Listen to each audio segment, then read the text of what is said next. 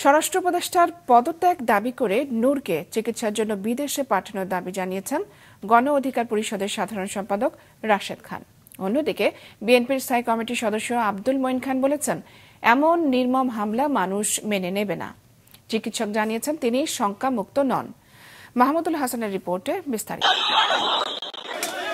গতরাতে রাজধানীর কাকরাইলে জাতীয় পার্টির নেতাকর্মীদের সাথে সংঘর্ষের এক পর্যায়ে আইনশৃঙ্খলা বাহিনীর লাঠিচার্জে মারাত্মক আহত হন গণ অধিকার পরিষদের সভাপতি ও ডাকসুর সাবেক ভিপি নুরুল হক নূর।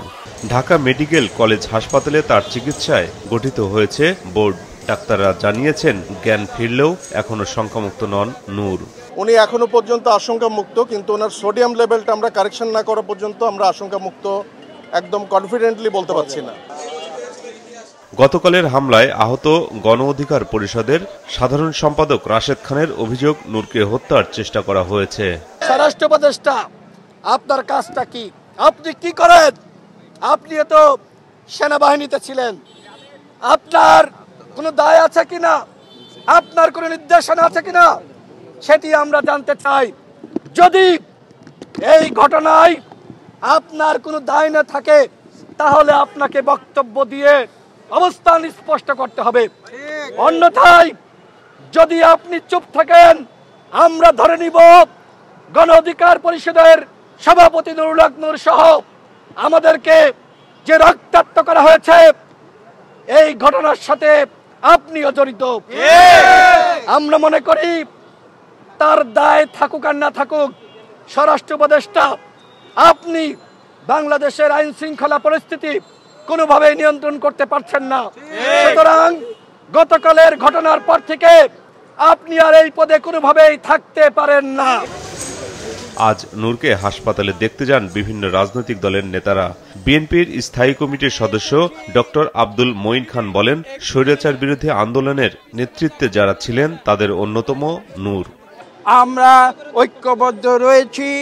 আমরা বিশ্বাস করি যে আমরা যে গত 2024-এর অগাস্ট থেকে যে রূপান্তর প্রক্রিয়া শুরু হয়েছে, গণতন্ত্রের রূপান্তরের যে প্রক্রিয়া শুরু হয়েছে, সেই প্রক্রিয়া আমরা অতি শীঘ্র সম্পন্ন করব, যাতে করে গতকাল নূরুর উপরে যে ঘটনা হয়েছে, যে অত্যাচার হয়েছে, যে জুলুম হয়েছে, সেটার যেন এদেশে আর কোনোদিন পুনরাবৃত্তি না ঘটে।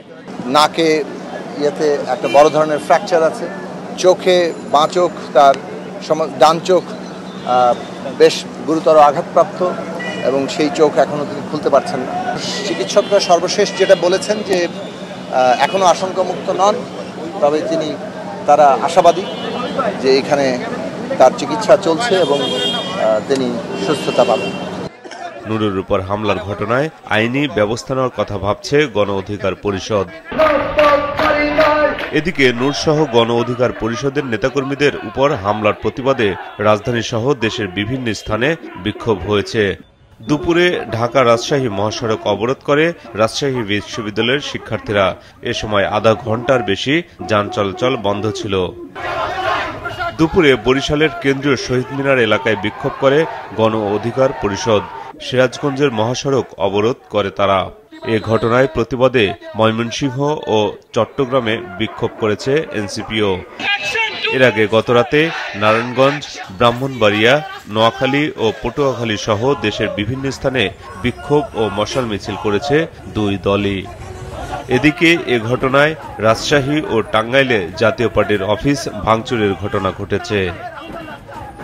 মাহমুদুল হাসান, মাছরাঙা সংবাদ, ঢাকা।